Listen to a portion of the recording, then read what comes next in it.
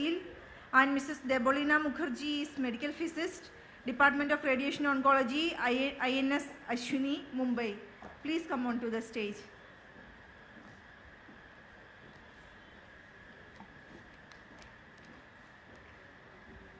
We have 3 talks in this session, and I would like to request all the speakers to stick to the time so that we will start the IDMP live telecast program on time. Over to you, ma'am.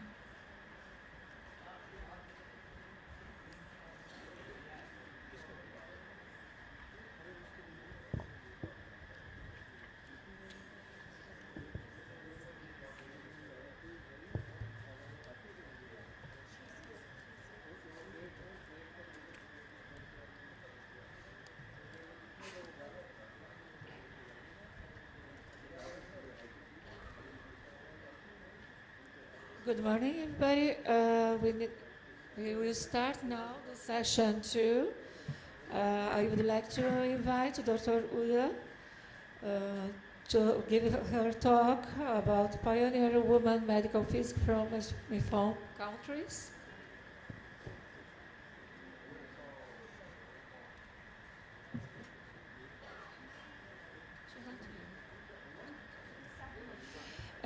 Yes, fortunately she could not come. I will invite Dr. Brian. Yes? Oh, you are going to speak in I'm on behalf of Dr. Huda. Yeah. Oh, thank you. Yeah. Thank you very much.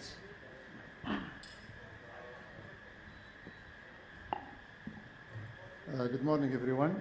I would like really to thank the organizers for the invitation and also for this great effort that they have made for the success of this conference. On behalf of Dr. Huda and Naimi, I am going to present this small memorial about women medical physicists in the Middle East, which really, we have few of them, but they have done really a great job in advancing the medical physics and also in education and also insisting in the work and related to radiation safety issues and also in the applications of medical physics. So we are,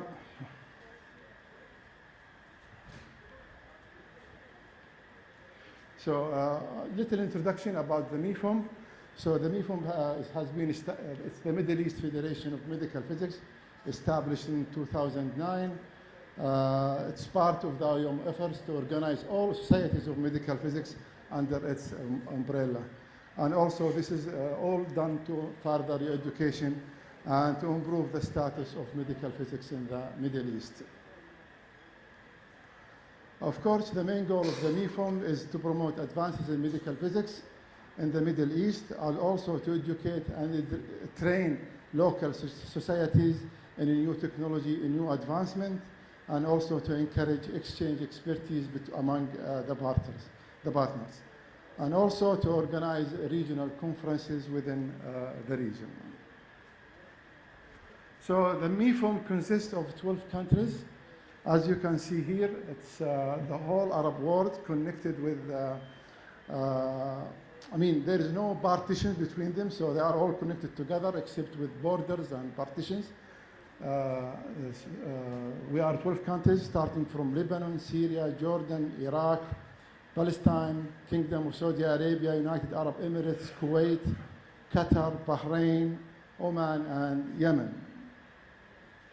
So under the umbrella of IOMB, the Middle East Federation, or the MIFOM, is divided in 3 parts: the Council of Executive Officers, which we have a president and a vice president, secretary general, and treasury and past president. The members all come from the 12 countries, and we have also committees and chairperson for the committees. We have an education and training committee, which I am heading this education and training committee. We have a professional relationship, science, awards and honors, publication, and we are also having a newsletter in the MIFOM. So we have societies of medical physics has been established in different years for different countries. So the biggest one and the biggest society is in the Kingdom of Saudi Arabia, has been established in 2006. and then Qatar follows in 2012. And lately in Palestine is in 2014. So our members in medical physics in each country are increasing also in demand. Of course, Saudi Arabia is the largest country, which they have around 376 physicists. 84 of them are women. And we have also in Qatar, we have 22 physicists. In general, 4 of them are female medical physicists. So we are in groups, increasing in numbers. Unfortunately, due to some issues to some countries, we were not able to update our numbers in the latest years. Okay, in my presentation here of Dr. Huda, she is going to highlight the medical physics women and in each country. So we will select one medical physicist, female, and just a small introduction about them. So we have from Saudi Arabia is Dr. Huda Al-Muhammad, which is working in King Faisal Specialist Hospital. I know this lady really personally. She's a very hard, active working. She started as a radiotherapist, adjusting patients in the machines, but now she studied and pursued her education until she became a dosimetrist, and now she's a PhD in medical physics. She's a great, hard-working woman. She has a lots of really work and publications. The second woman is in Qatar, which is the owner of this presentation, Dr. Huda Al-Naimi. She is from Qatar. She is graduated from Cairo University in 2000. She has a lots of efforts in the organization and also in creating the medical physics section in Qatar. At the beginning, it was really hard, she is the sole physicist at that time when she was appointed, and it was really difficult for her to start as a person in a radiology department. They don't know what is safety, what is the related issues. Within 9 years, and now up to 17 years now, we have a great established medical physics department and also radiation safety department. She is a full member of IBM also. In United Arab Emirates, we have Dr. Jamila Aswadi. She is a well-known really in her region and even in the Middle East. So she is also a hard worker person in the Dubai Health Authority. She has started with her career in the nuclear medicine, and now she's working for the authority. She has a great, really, a great efforts in forcing, in improving, and also pushing all medical field organizers to work according to the rules and specification of medical physics. The other one is from Jordan, Dr. Shada Al-Ramahi. She is a certified medical physicist, graduated from Chicago University 2003. She moved now to work at King Faisal Specialist Hospital in Riyadh, Saudi Arabia. She is a very active lady when she was in Jordan. She did a huge, really tremendous base lines in establishing the radiation therapy department. She is a very well expert and very well knowledgeable lady. We have Husn Khouli. She is from Palestine. She is the sole physicist. She recently finished her medical physics degree from the ICTP in Italy. She is now working at Jerusalem, Palestine. And we have Lara Al-Laham from Syria. She is also one lady there, works alone with, among other medical physicists in her staff. She's in Damascus based. We have Dr. Hanan Al-Dosari. She's from Kuwait. She has her own PhD from Surrey University. She is really supportive lady in continuing education of medical physics in Kuwait and also in the Middle East region. She is always active in the activities of the MIFOM, and she is always present with us. We have Dr. Lama Sakakini from Bahrain. She works in the, I think, medical physics group program in Bahrain University. We have Naja from Iraq. She is also from Mustansiriya University. She is a lecturer in medical physics at Al-Mustansiriya University. And we have Hanan Rima, Dr. Hanan from Lebanon. She is a radiological medical physics from the University of Sabatil, France. And she graduated in 1984. She is now working as a chief medical physicist at the North Hospital of Lebanon. We have Zakiya Salim Al-Rahbi. She is from Oman. She is present with us here. She is the first medical physicist actually appointed in Oman. She won the first or the best abstract in the Middle East San Antonio conference in Riyadh. That was done in Riyadh. She is working now at the hospital, or the oncology center of Royal Hospital in Muscat, Sultanate, Oman. So Yemen, we have Dr. Saba Al-Attab, which really, unfortunately, we don't have any information. She is there due to problems in Yemen nowadays. So they are really, we have also the limited number of physicists. Most of them now, they are maybe abroad. So our group in MIFOM, or divided, into our president, Dr. Abdullah Al-Haj, he's representing Kingdom of Saudi Arabia. The vice president is Dr. Huda Al-Naimi. The past president, Ibrahim Al-Duhaini from Lebanon. Secretary General Layla Al-Blushi from United Arab Emirates. Treasury is Rabih Hammoud. So, I'll just show you, we have celebrated the International Day of Medical Physics from the beginning, from the start. And this is our last year picture of the celebration. And at that time, Dr. Badovani was with us in the celebration. Okay. And here, this is from Kuwait, and this is from Lebanon, and Ibrahim Duhaini is appearing in the middle of the picture. And we really now tried, we have really a lot of challenges which we would like to encourage, because we have less universities. We are giving the education, because most of the medical physicists in the Middle East, they got their education from Europe or United States. So we are encouraging our universities really to proceed and to open departments of medical physics.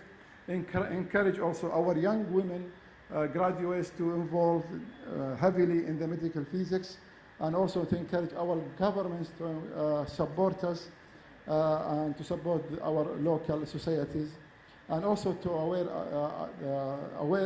raise awareness of the medical physics in our community. Acknowledge, I would like to thank all countries' delegates for their participation and in providing information about their respective medical physicists. Thank you very much.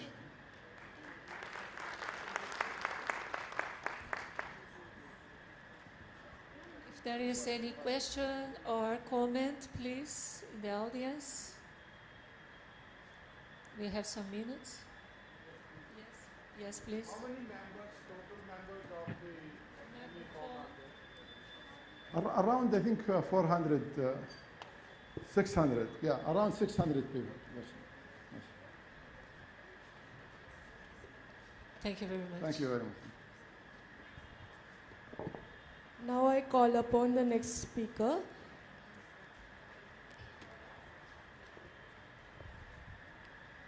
Dr. Ibrahim Duhaini from Lebanon, talking on medical physics certification process and examination in the Middle East. Yes. Second. Yes. Good morning again, everybody. And it was a nice walking this morning to have some vitamin D. And thanks to Women Medical Physics for this initiative. Okay. So today my talk would be about the medical physicist certification process and examination in the Middle East. I will talk about introductions, the current status, some of the drawbacks that we face in our countries, and the efforts that we are doing in some of the universities to improve, and our future goals. Basically, the current status for medical physics education in our countries, we have around 5 universities, 5 countries, they offer bachelor's and master's degree in medical physics, and mostly are regulated by the local regulatory authority in the region. This is the latest list of the universities that give master's and bachelor's degree of medical physics, and you can see there are now 11, mostly in Iraq. We have like 4 universities, 2 in Lebanon, 1 in Syria, 1 in Kingdom Saudi Arabia, 2 in Amman, and 1 in Muscat. And as you see, the oldest one is from University of Mustansiriya, Baghdad, which was opened in 1963. So the clinical practice for medical physics is in high demand, since we have a lot of technologies and equipments to work with. We have a shortage of medical physics in the region. Most of the medical physics having BS degree, but they are not actually working as a solo medical physics. They will be working as assistant medical physics or dosimetrist. Most of the medical physics are not certified. Only around senior staff which have certification from either United States, Australia, or Europe. So the national body of accreditation of medical physics is not yet on the hook. We have the regulatory authority. Unfortunately, they having very limited access to the qualifications for medical physics. So the academic programs are in shortage, and this is the current situation. It's a little bit drawbacks, but again, there are some countries are more developed approach to the issues. They have more programs and more qualified personnel for that. But you know, on the average, we are still, you know, under development. So the drawbacks in the Middle East region in regards to the education and training, we have the number and the level of undergraduate and versus graduate of academic programs in the region is quite low compared to the population size. The quality of the programs needs some improvement. Some of them, they had old curriculum still. The clinical training is not available in most of the countries due to financial reasons. The qualified local experts are not enough to cover the whole countries. The second drawback is the recognition of medical physics professions, and I can see that a lot of countries, they have this issue that medical physics is not recognized, you know, as a profession. Thanks to the Idmp and Slavik mentioned this morning about the WHO recognizing medical physics as a profession. So this helps us in our pursuit with the government to notice us as a professional entity. So some of the positions are lacking, like for example, in my hospital, so they have put, we have a radiation therapy department with 2 linacs and with HDR system, but in the laws of the hospital, the government laws, they didn't recognize my salary. They put there should be a medical physics in the department without a salary. So I'm the only one in the constitution of this hospital without any salary. But then again, I pursue the government so that to give a salary in comparisons to the other medical physics in the private sector. So the type of positions and job descriptions is not well defined, especially in the governmental hospitals.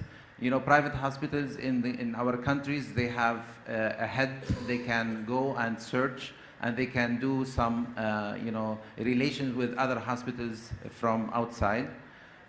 Also, the salary range depends from country to country in the Middle East.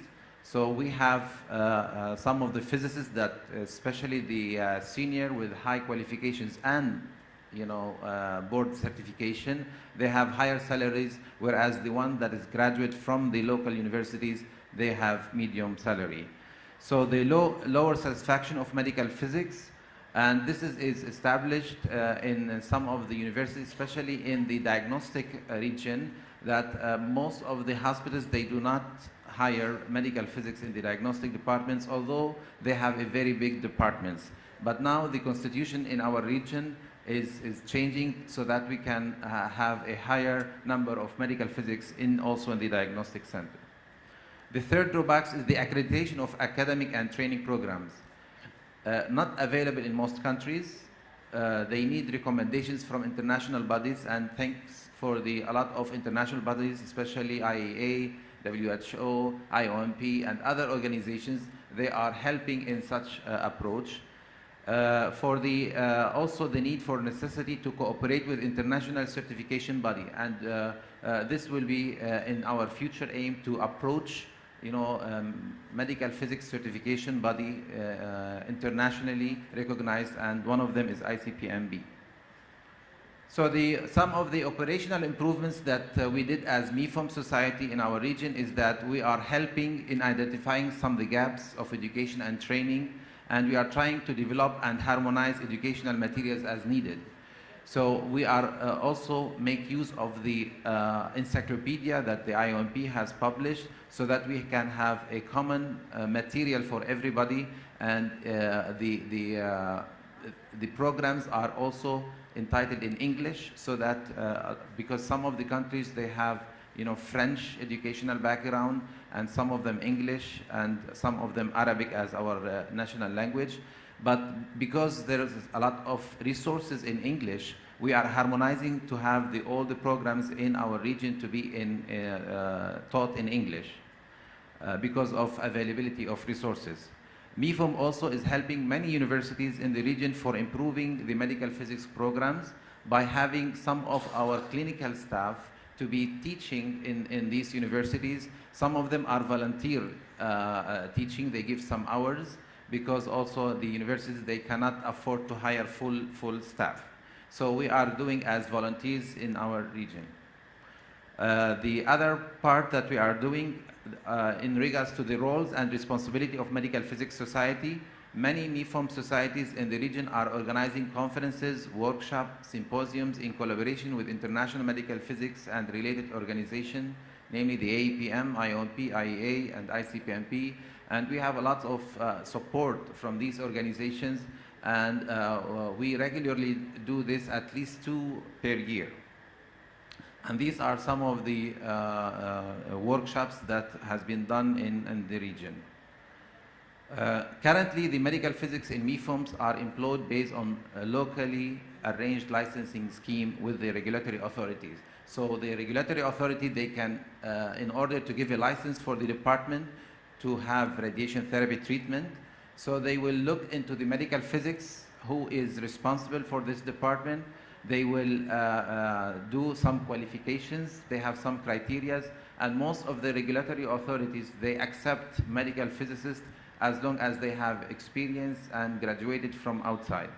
So we are having go with this, but the new generation of medical physics who are graduated from the region, they are facing some difficulties in being recognized by the local authority.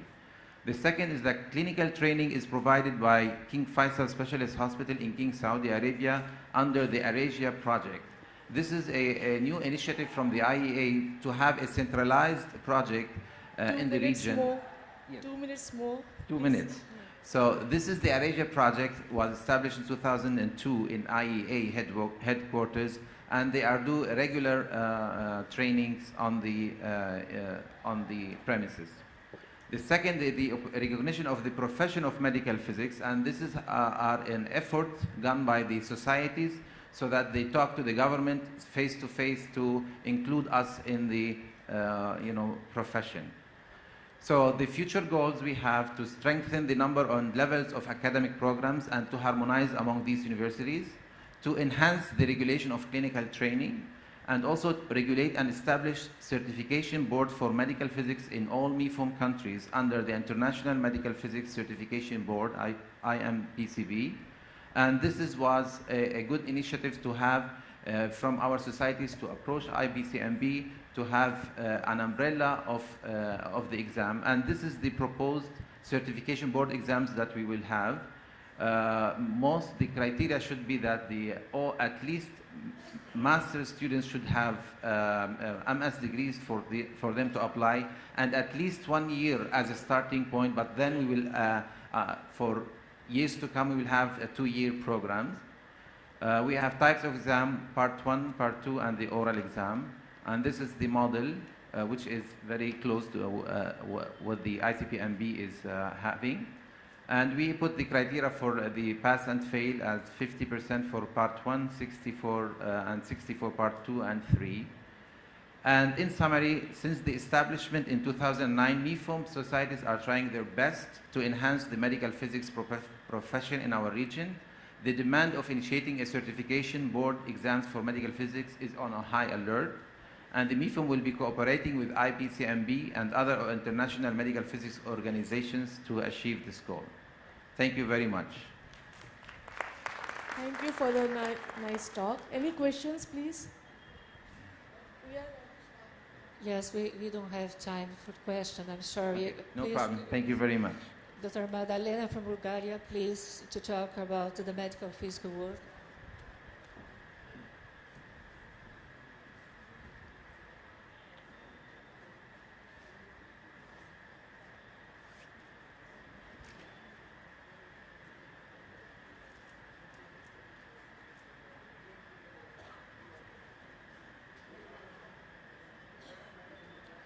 Good morning, everybody. I'm Magdalena Stoeva. I'm currently the chair of the Idmp Medical Physics World Board and the editor-in-chief of the Medical Physics World. I'm here to present Medical Physics World as a whole, but mainly the 2 special issues that we produced this year, especially for the IDMP. One of them is our regular issue. It's a very nice publication. It's freely available at the IDMP website. And I have a small number of copies here with me as well. And the other one, which I would like to draw your special attention to, is the first ever special issue of Medical Physics World that has been dedicated to women. It was made by women and made for women. It is designed in such a way that it presents the life stories of some of the most prominent women working in the medical physics, both historically and currently, and I suggest each one of you access this special issue of Medical Physics World at the IOMP website and read it, because the life stories of those women and their I'm sorry, I'm really very excited, but the life stories of all those women could serve as a good example for the women in medical physics today to take more action, to be more active, to take more leadership. And in order to thank and to acknowledge the participation of everyone in producing this special issue, I would like to mention the names of several women who I know are present in this room, and to thank you and thank them for their participation in producing this special issue of Medical Physics World. So the first name I would like to mention is Dr. Virginia Tsapaki, and I would like to ask you to stand up if you are here. Our Secretary General and Chair of the Women's Subcommittee. Then Dr. Simone Kudlovic, a very active member of the Women's Subcommittee, a chair of the Awards and Honors Committee. In the meantime, I have some assistants here who will be giving you a copy of the Medical Physics World. Dr. Melissa Martin, who was so kind to agree to provide an interview for us for this special issue. Dr. Agneta Perlata, also very active member of the women group. Dr. Hasina Nupama. Hello, Hasin. And special thanks to the 2 ladies from the local organizers who made this happen currently during this conference, Dr. Mary Jones and Dr. Rajni Verma. Thank you.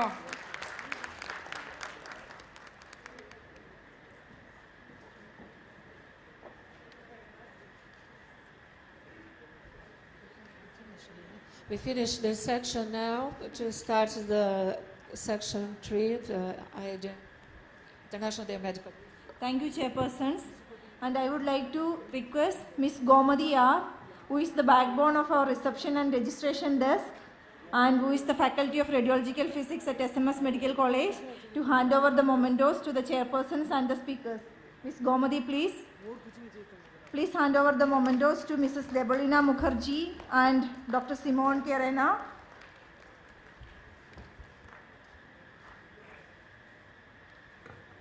And Dr. Nabil Ikulin and Dr. Magdalena Stoiva. I request both of you to come over the stage to receive the mementos.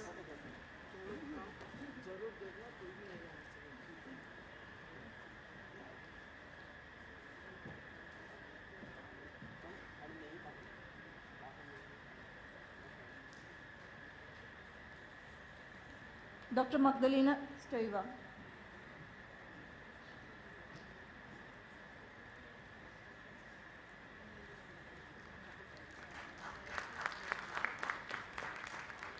That marked the end of the second scientific session. And for the third scientific session, IOMP IDMP program, live telecast program, I would like to request Dr. Slavik Tabako and Dr. John Damilakis to manage the live telecast program. Over to you, sir.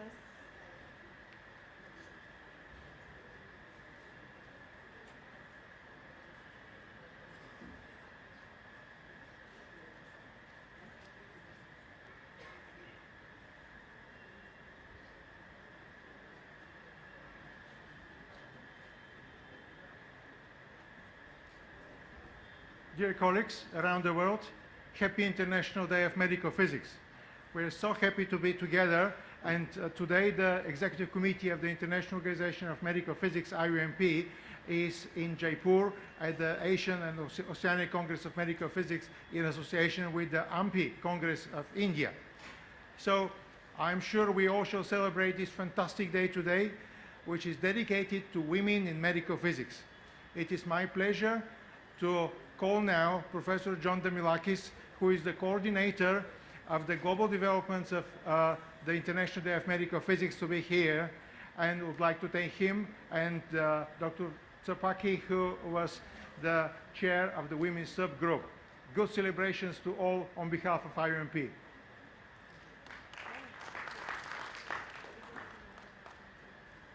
Hello, may I have the first slide, please?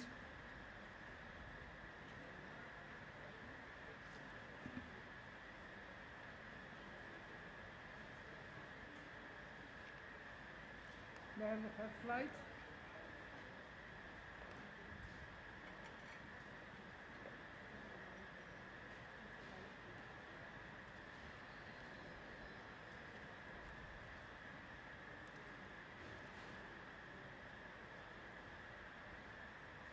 Which one, sir?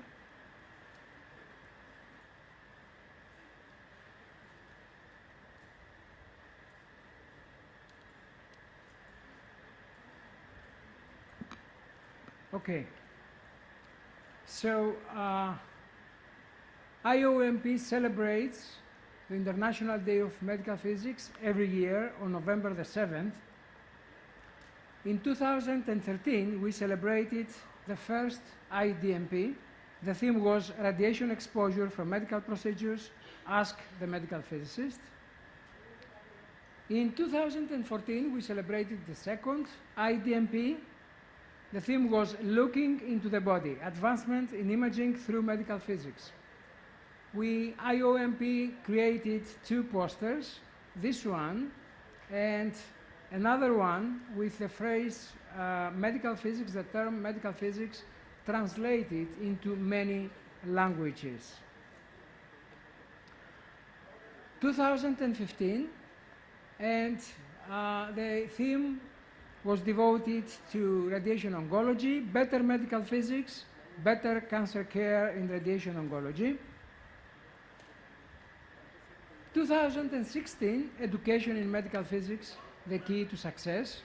And this year, we celebrate the birthday of Marie Sklodowska-Curie, and the theme is medical physics, providing a holistic approach to women patients and women staff safety in radiation medicine. Medical physics enables healthier lives for women. John Cameron was a founding member of AAPM and also one of its presidents, and he developed in 1963 non-invasive techniques for bone mineral assessment. We all know that dual X-ray absorptiometry based on Cameron's techniques is the gold standard for diagnosis of osteoporosis. 1965, a French medical physicist, Charles Gros, developed the first X-ray unit dedicated to mammography. X-ray mammography is the gold standard for breast screening. In the 60s, William Fry and Peter Wells developed ultrasound instrumentation, and ultrasound is used widely for breast screening and obstetrics. In the 50s, Harold Jones and other medical physicists developed teletherapy and brachytherapy methods. Brachytherapy is an essential component of treatment in the management of gynecologic cancers. And of course, we all know that CT and MRI, both tomographic techniques, were developed by medical physicists. So today, IOMP organizes 3 online events. In Jaipur, here, in cooperation with the Congress, in Kuala Lumpur, in cooperation with WHO and the University of Malaya, and in Vienna, in cooperation with the agency, IAEA. This event is live streamed, and Theocharis Beris, our colleague from Vienna, is going to collect comments from online participants, suggestions, proposals, questions. So at the end, we will have the opportunity to have an interesting discussion. And I would like, this is a good opportunity to thank Theocharis for his invaluable support. So this is for me a brief introduction, and the next speaker is going to talk about the contribution of medical physics to women's healthcare. So I don't have the program with me.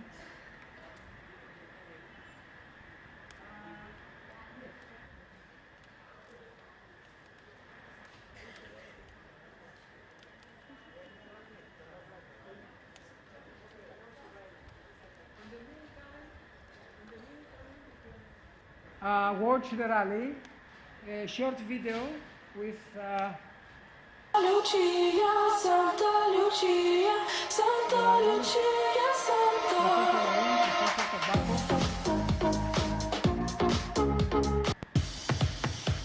with a green flag.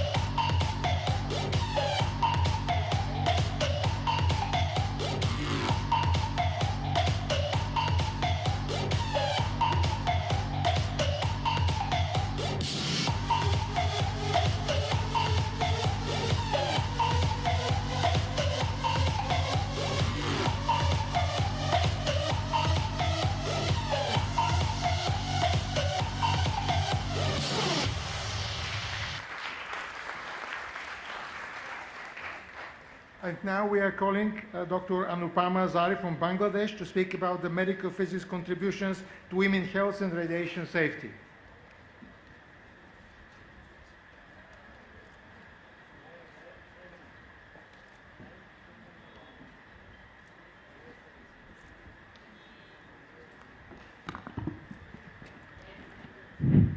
Good morning.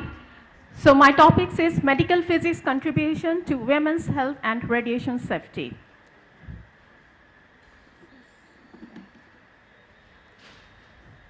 You know that we are all here working in the medical physics professions as in academic environment or hospital environment. So we have to care about for the women. The content will be so the aim and what is the importance of the radiation protection and what are the still available conceptual framework for radiation protection and what are the risk attribute to radiation exposure for the radiation effects like deterministic effect and stochastic effects. Radiation protection in 3 areas where we work, radiation therapy, nuclear medicine and radiodiagnostics. What we have the employer obligation, what is the discrimination, what is the NCRP and ICRP recommendation, and last of all, the conclusion. So the main aim is to draw the special attention to women's health in respect to radiation safety, to deal with the unintended exposure of the women, that means women in reproductive age, in preconception, childbearing age, during radiodiagnostic and radiotherapeutic procedure, and also this is the most important, that to make awareness to the members of the public regarding women's health as a patient and also as well as a worker. Why this is, we are so much concerned about radiation protection. We are working with the ionizing radiation, and ionizing radiation have an effect to the cells, damage effect. So the work women, the radiation technologists and assistants who have detrimental consequences for this radiation exposure, to prevent this clinically significant radiation-induced deterministic effect and also to limit the risk of stochastic effect. As we know, thousands of pregnant women are exposed to ionizing radiation each year, and number of females undergo radiation but they didn't even know they are pregnant, which cause inadvertent radiation exposure of early conceptions. Also, sometimes the exposure is inappropriate and the unborn child may be at increased risk. And also, prenatal doses from the diagnostic procedure, what will happen? And last of all, our lack of knowledge is responsible for the great anxiety and probably unnecessary termination of the pregnancy. You see here, we have several sources of radiation. We have natural radiation, we have medical application, nuclear power, industry, food, space light. We are more concerned that is the available for the large part of the population is the medical application. And different framework, that means UNCR, BER, ICRP, and they have formed the International Atomic Energy Basic Safety Standards, and who actually from where we have done the national regulations and also the regional standards. So UNCR is actually on the data on effects of exposure. ICRP, International College of Radiation Protection, they work on the philosophy and the principles, and International Atomic Energy Agency, they deals with the basic safety standards and other requirements, and the member states produce the legislation and regulation. Here you see the website, what is the NCRP, ICRP, and IAEA basic safety standards, and you see these are the reports, NCRP report 174, ICRP report 84, and IEA have safety glossary. You see here all the safety glossary you can easily download, free download from this, the ionizing radiation harmful effect on women. Here, there are 3 types of safety standards in IEA: safety fundamentals, safety requirements, and safety guides. You all know these things. So this is for the radiation protection and safety of radiation source. One is against the ionizing radiation, and one for the guides for the occupational exposure. Here the dose limit, this slide shows that we are concerned with the embryo and fetus exposure. So effective dose limit after pregnancy declared according to the NCRP 0.5 millisievert per month, and in case of ICRP total of 1 millisievert to abdominal surface. So what about the situation if we analyze this for the pregnant woman? There are 4 types of exposure. One is planned exposure, that means we already know that we are pregnant. One is accidental exposure, one is occupational exposure, and one is exposure of the female of reproductive capacity. So what actually risk attributes when they are exposed through radiation? We all know these things. This is the damage of cell and ultimately affect the DNA and produce the free radicals. So it will also harmful not for the tumor, also not for the embryo fetus, and also the normal tissue. So what actually the effect? The effect will be the cancer, growth retardation, congenital malformation, small head size, reduced intelligent quotient IQ, mental retardation, and miscarriage. You see in this picture, in full gestational period of the pregnancy, there are 3 trimesters: first trimester, second trimester, and third trimester. You see all the damage occur during the first trimester. So you see here prenatal death, congenital abnormalities, neonatal death, leukemia, or is probability in first trimester. So first trimester is the most riskful area, second trimester is less, and the least one is third trimester. And you see according to the weeks of the gestation, deterministic effects of different gestational period. So what are the things which before 2 to 3 weeks that they are caused the severe abnormalities, 4 to 11 weeks, many organs severe abnormalities, 11 to 16 weeks, they produce a few eye, skeletal, genital abnormalities, 8 to 25 weeks, the CNS will affected. After 30 weeks of gestation is not likely to produce any gross structural abnormalities. During 8 to 15 weeks, to lesser extent 16 to 25, fetal doses range 1000 mg produce severe mental retardation, and same from 2 weeks to 15 weeks of gestation, it will develop childhood cancer, and 2 weeks until term growth retardation. And malformation usually occur when there is a dose 100 to 200 milligray or higher, and more than 100 milligray there is a problem in IQ. And this level is received when we are using fluoroscopy or interventional procedure of the pelvis with radiotherapy. And what are the statistics effects? It may be leukemia and cancer or induction of heritable effects. You see here one statistics, if there is no radiation exposure, there is no developing of cancer about 99.93%. If there is a 50 millisievert dose, there is also the not chance of developing cancer 99.12%.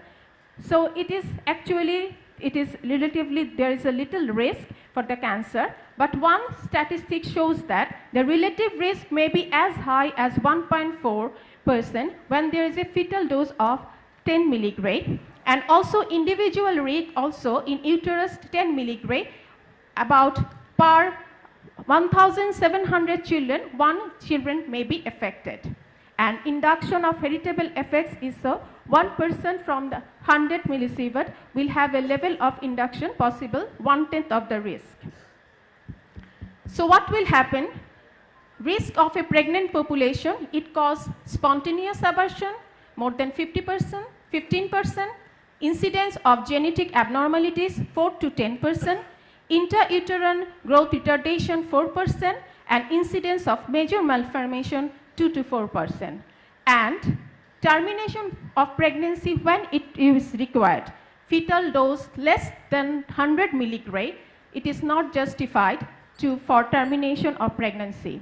When there is a more than 100 to 500 milligray, There can be a fetal damage, and magnitude and type of which is a function of dose and stage of pregnancy, and it is actually different about regarding individual circumstances.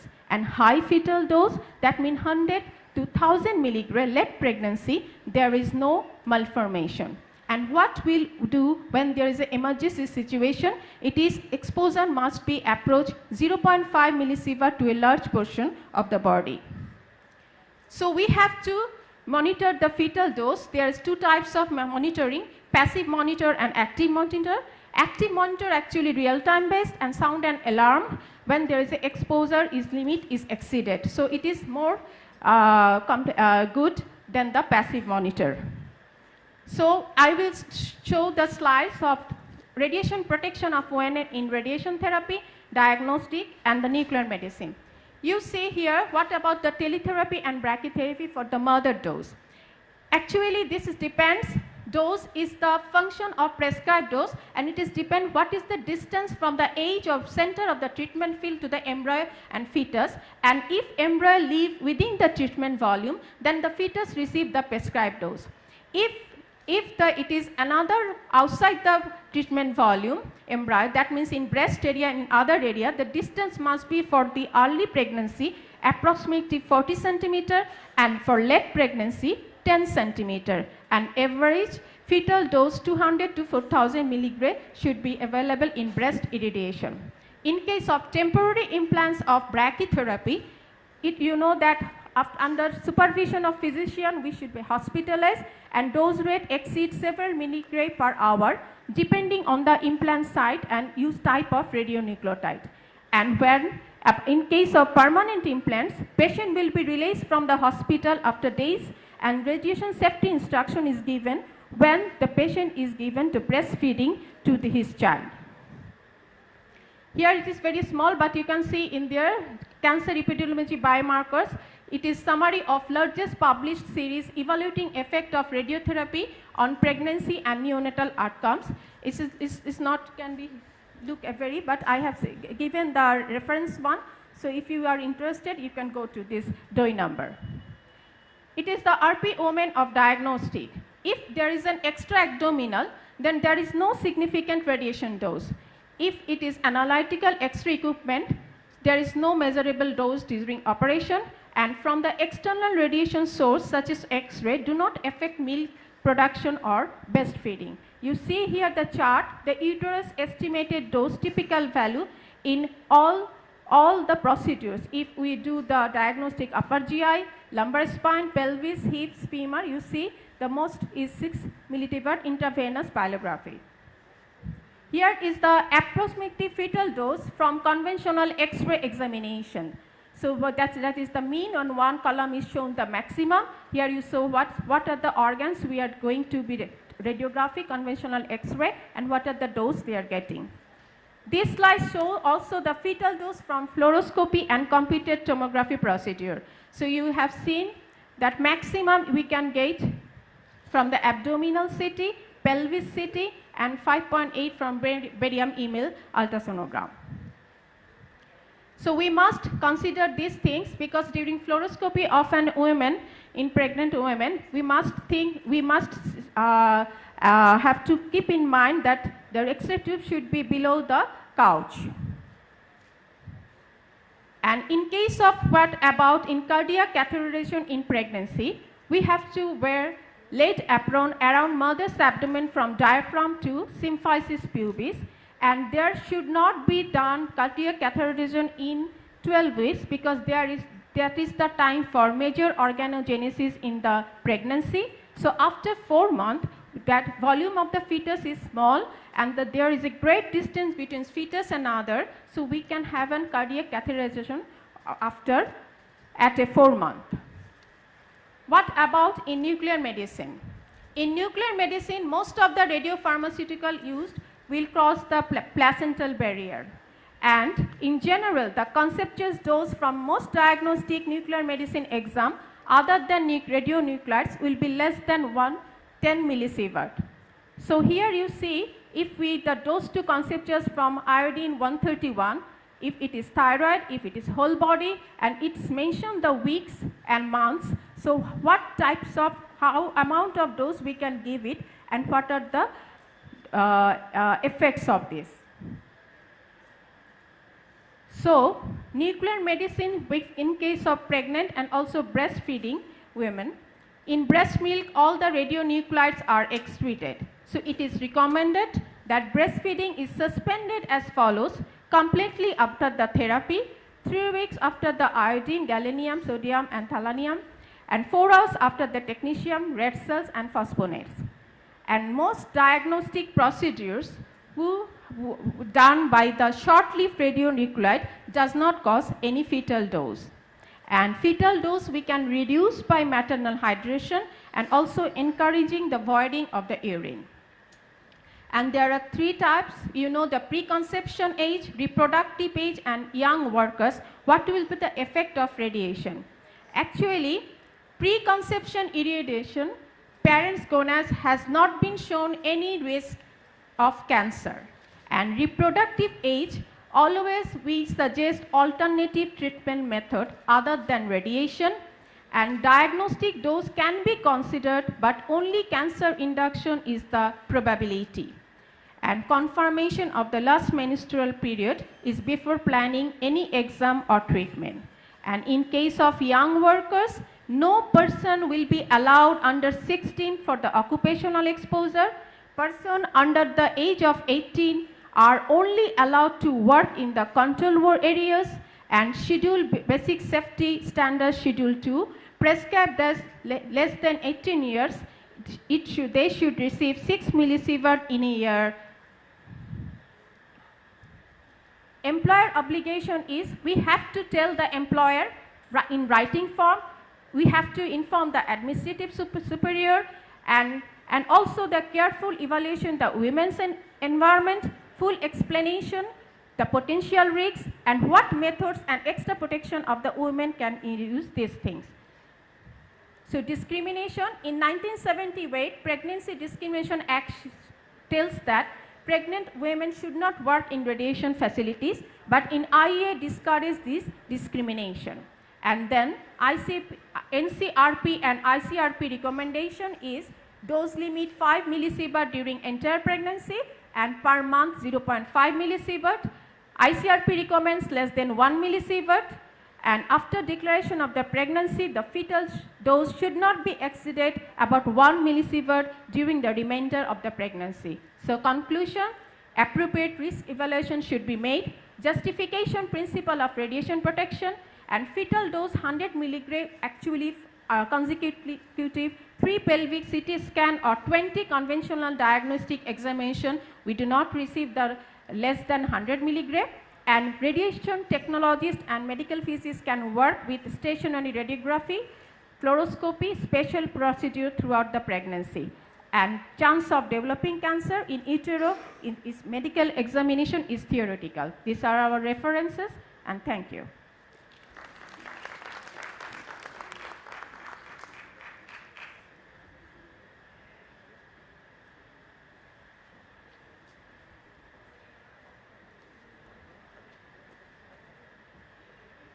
Thank you, Dr. Anupama.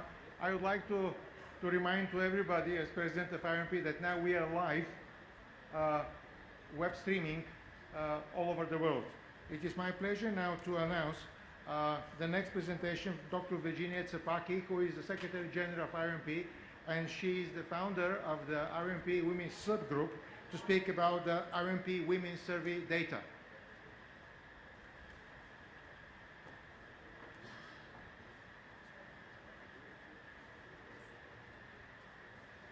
So good afternoon, everybody.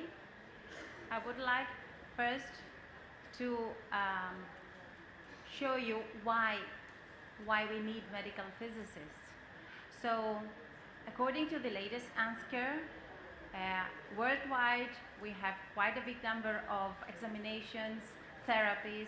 We have over 3 million X-ray exams, over 300 million of them in children. We have 37 million nuclear medicine procedures. We have over 7 million radiation oncology treatments. For all these treatments, we need medical physicists, and medical physicists can prevent also all these accidents to happen. You have seen, not only for the patients, we can help on the staff. So although we have gone way through this man's hand back in the 1890s, where he had his head exposed, and we thought that with the new technology we would miss all these accidents. We have recent publications on cataracts of operators because of incorrect use of the radiation equipment. So medical physicists could prevent accidents to staff as well. According to the recent World Cancer Report in 2014, we have 14 million new cancer cases and 8.2 million cancer-related deaths per year. So we need increased radiotherapy capacity up to 2035. We need immediate consequence on the benefit of 278 billion during this time frame. So we need world access to radiotherapy, which is now unacceptably low. We have heard from our colleagues in the previous sessions that we urgently need medical physicists, and our production in many countries is really low. According to this, a number of documents of the agency, one of these are presented here, we have a big shortfall of qualified and capable professionals. So this is particularly evident in developing countries, and these people could help avoid accidents by appropriate quality assurance. So all these are facts. The most important of all these facts is the following, which was published in Lancet in September 2015, in which it is stated that by 2035 we need 22,100 more medical physicists. We should train by 2025 over 6,000 medical physicists, and only in low middle income countries we need for the next 20 years over 1,000 newly trained medical physicists. So you know by now the IDmp. IDmp is the official organization that represents all of us around the world. Although we are one organization, we collaborate with a number of different organizations for fostering, for promoting our profession worldwide. We performed in 2015 the first ever survey of the IDmp on the number of physicists globally. We published this study in the European Journal of Medical Physics, a high-impact journal. I just took a table from this paper to show you the different numbers in the different parts of the world. With the pink are the women medical physicists. So you see the differences of the numbers of the medical physicists across the world, and also the differences between men and women. In this survey, we had 66 countries that participated, 9 of which were in the Asian region. So as we are in Asia now, our focus on Asia, we had 9 countries. At that time, there were about 3,000 total medical physicists and only 743 women. So it was a percentage of about 24%. And these are the countries that are shown here. Just to inform you, in Europe, we have a European target on women, and this target is 40%. So there is a European initiative to have women in science to increase. So the target is 40%. As you see, we are well below this European target in many countries. In the updated survey that we are just currently performing, and I am presenting preliminary results here, we have increased the number of countries that participated. We have now 92 countries in total with 29,000 medical physicists.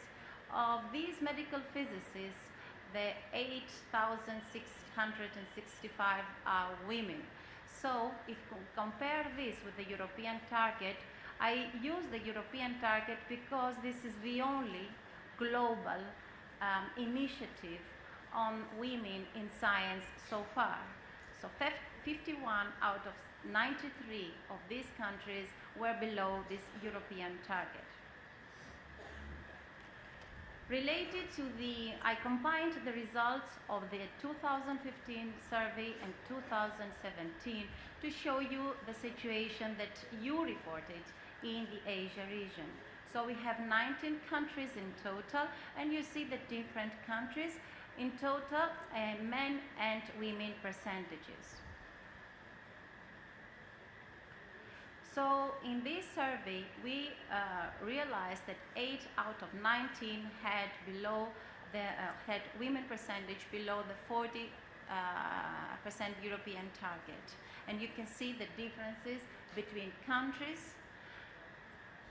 And what was really, really interesting was that in this survey that we sent to all the IMP member organizations, we had a section on various comments that the countries would make on their impression of why a small or big number of medical physicists were in their society. So the results were really interesting. One of the comments was that women were not interested, or that cultural reasons did not allow them for growing in this field.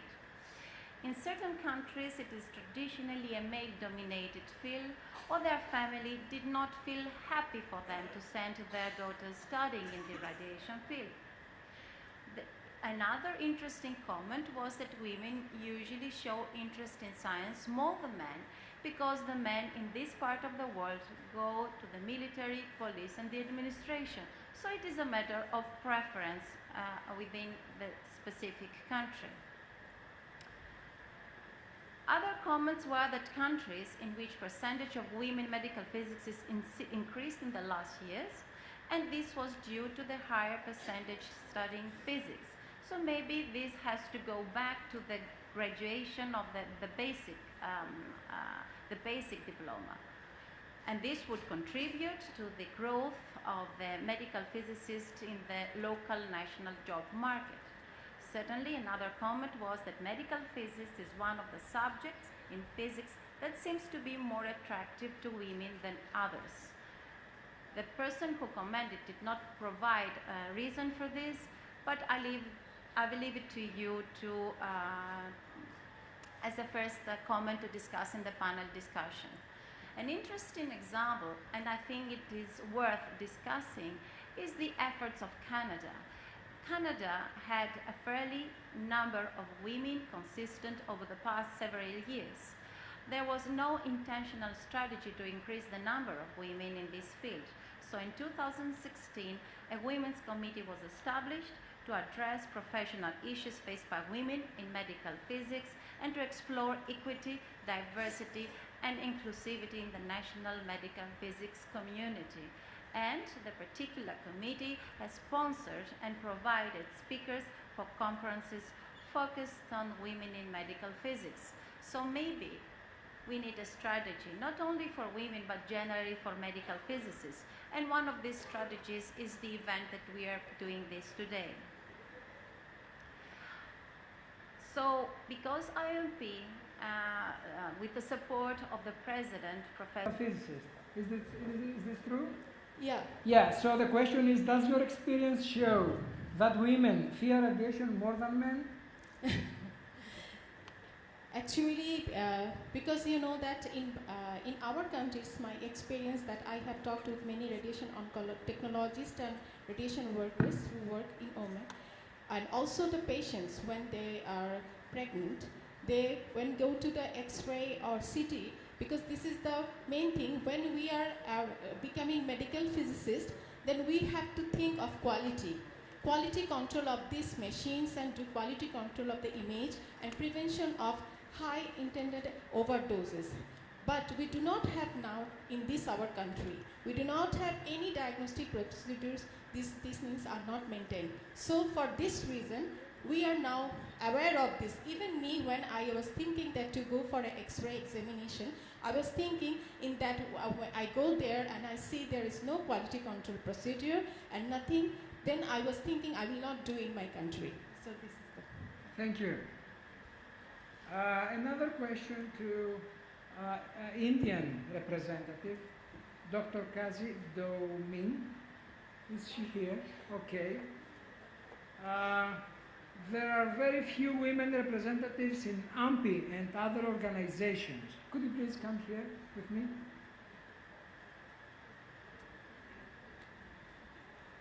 So you mentioned that there are very few women representatives in IDmp and other, despite the fact that the number of women medical physicists in India is not small. It is almost 40%. 35. Yes, 35. 35. So what is the explanation that only few women, there are only few women representatives in your professional organization and other institutions? Actually, as far as percentage is concerned, I feel 35% is an okay sort of percentage. But a lot of women physicists are entering this field. I mean, they have overcome the fear, and our society is encouraging females. So I don't think it should be a problem, and it is slowly coming up. Okay. Encourage. May encourage a lot of women to come into this profession. Yeah. Thank you. There are also some comments. Dr. Eva Bezek said that that flexible working hours and work management helps in addressing challenges, not only for women but also for men. So they are impressed by this. Yeah. Would you like to comment? And then we will have time for one or two questions from the audience. I believe it's not only our finding, but it's come from other studies as well. And it's very important to realize that there is no need, perhaps, for the men in the workplace to be afraid of these challenges, because the research, psychological, social research, shows that whatever changes are brought into the workplace that benefit one culture or one gender usually results in benefits to all of us. So it is something that we should all embrace and be proactive in implementing more flexible workplaces that look at all the needs of our members. Thank you, Eva. So there are 3 minutes for one or two questions. Ibrahim. There is a mic, yeah. Here.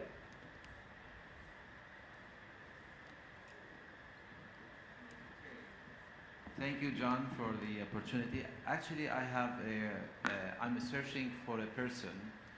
I will tell you that, fortunately, we have the first medical physicist woman working in Lebanon. She was from India, because we don't have any physicists at that time. In 1975 or 1973, before I was born. So my question is that I'm looking for this lady, she is a woman, and she worked at the American University Hospital back in 1970s. So if anybody knows about this lady, I would really like to meet her in India. So that's why I don't know exactly, because at that time there was no actually a lot of resources, but I believe Lakshmi, her last name. So if anybody knows, I really wanted to meet this lady, and I hope she's still alive. Yes, maybe. So you know her? Is she in this country? Okay, Thank you very much. Looking for a female colleague. Okay, using live stream on YouTube. Okay.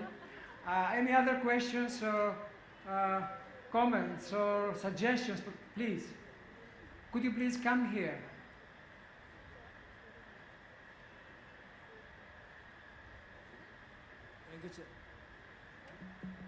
Oh.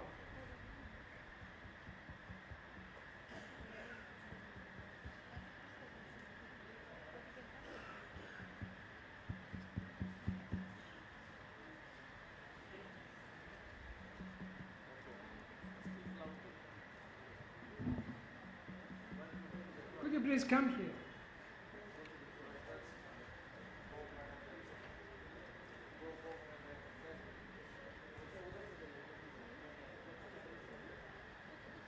Hello, thank you, sir.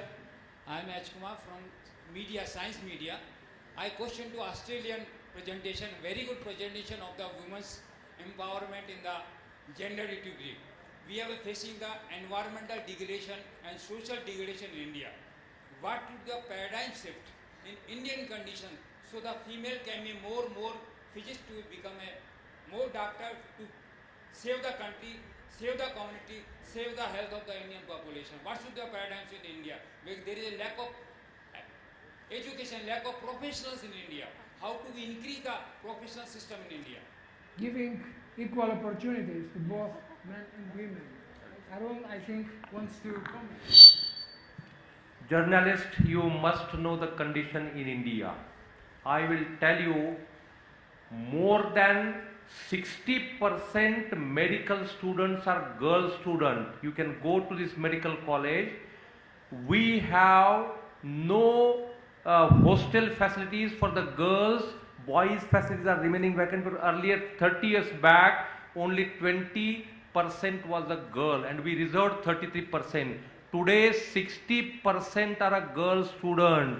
And I was just talking to Dr. S.D. Sharma. The students in the medical physics are outnumbering. And I will tell you to this thing, what Dr. Shobha has presented, 35% medical physicists in another 8 or 10 years, because you see the girl students doing MSc medical physics all, it will be more than 40 to 45%. So equality, if you go to the Kerala, if you go to the Maharashtra, if you go to the Gujarat, so don't say on this international platform that the women are not here. Even in the Rajasthan, more than 40% women education is much more than that thing. So it is coming up, they are doing, contributing very, very highly. In all, you go to our faculty, more than 40% faculty is a female faculty in this thing. In my own department, you can see the faculty in medical physics, there are 6 women out of 11. What do you want more than that?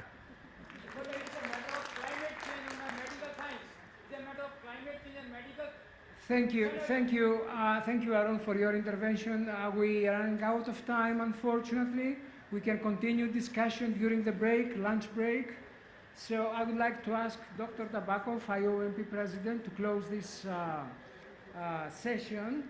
And from me, I would like to thank all speakers for their very interesting presentations and you for active participation. Thank you.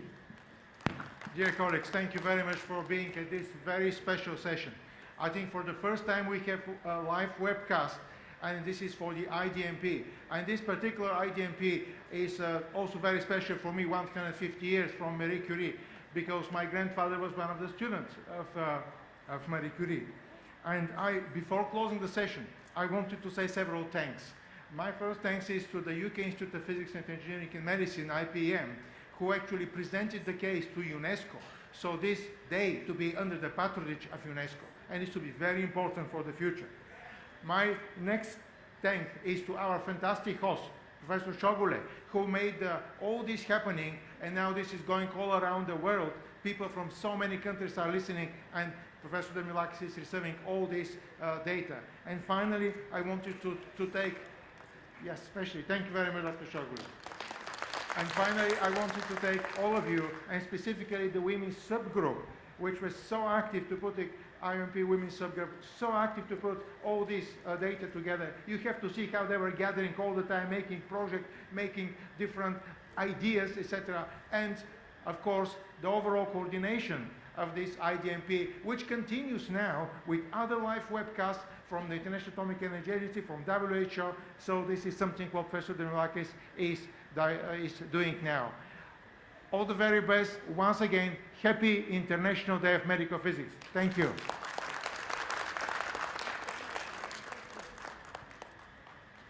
Thank you, Professor Tabakko and Professor John. And I would like to request Dr. Arun Chaugale, President, Association of Medical Physicists of India, to hand over the mementos to the speakers of this session, Dr. John Damilakis, Dr. Virginia, and Dr. Shobha Jayaprakash.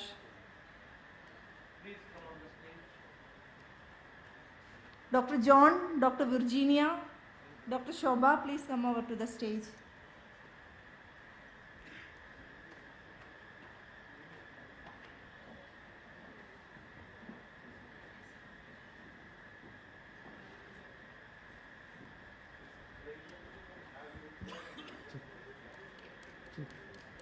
Check.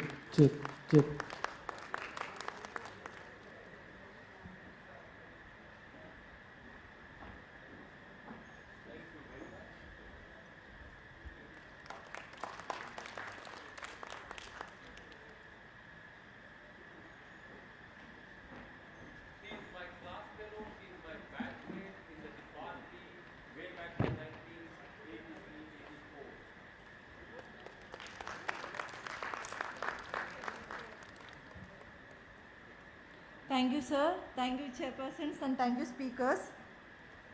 Before we break for lunch, we would like to distribute the prizes for the medical physics quiz, which was conducted yesterday. I would like to request the winners to come forward to receive the prizes. And I would like to request Professor Slavik Tabakov to come over to the stage to give away the prizes. Actually, we wanted to give it into the valedictory function, but they have the train at around 5 o'clock, so they have to leave around 3:30 from here. They will be missing this thing, so we thought why not to make the part of this award ceremony before that. So please, students, it's a Association of Medical Physicists of India organizes during the conference a medical physics quiz for the students, and the quiz was organized by Dr. Debolina, then your colleagues. Can you just brief about them, and please come the students quickly. Dr. Jameima and Kalpana Thakur. So they did a wonderful job. Lot of questions they selected, teams, quiz and all. So they engage the students, inculcate the competition into that thing, and MP gives the prize of 5,000, 3,000 and 2,000 for first, second and third. Please first name them.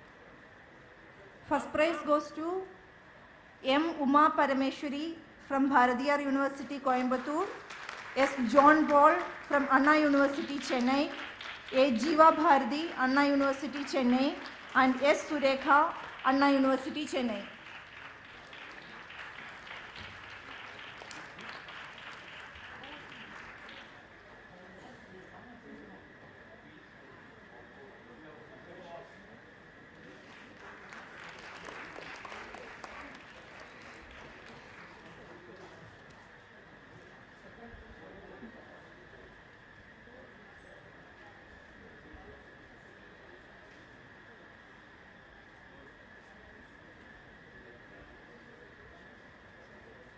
And the second prize goes to Vinoda Kannan from Anna University, Chennai, Priyanka from Bharatiyar University, Coimbatore, E. Shivakumar, Anna University, Chennai, and Gogulraj A. from Anna University, Chennai. And can you see the 50% and more than 70% female contribution there?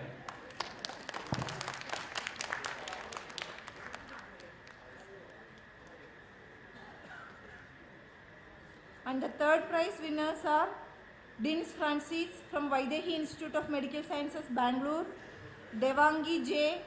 from Vaidehi Institute of Medical Sciences, Bangalore, Maria Asha J. from Anna University, Chennai, P. Sujida from Bharatiyar University, Coimbatore. So again you can see dominance of women here, more than 60-70%.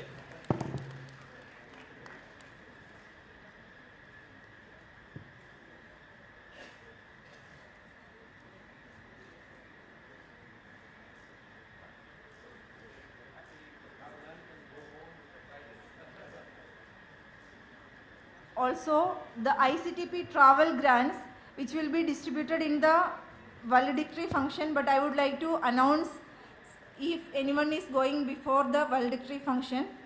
The ICTP travel grant goes to Dr. Hafiz M. Sin from Malaysia, Mr. Le Trung Hung from Vietnam, Dr. Kanchan Adhikari from Nepal. This will be distributed in the valedictory function in the evening. If any of them is leaving before time, they can contact the organizers to receive the prize. Thank you. We could raise some money from the ICTP grants for the Asian, the underdeveloped country participant to support them over and above AFOM travel grants, and that is what we thought that people can come, and we awarded 5 travel grants from the grants which we got from the ICTP for the purpose only got this. Thank you very much. So we are breaking for the lunch. You all are invited for the lunch, and after lunch half an hour we meet it here. So timely we do the valedictory function, all those things, and people can catch their flights, trains, whatever mode of transport and go home. Thank you.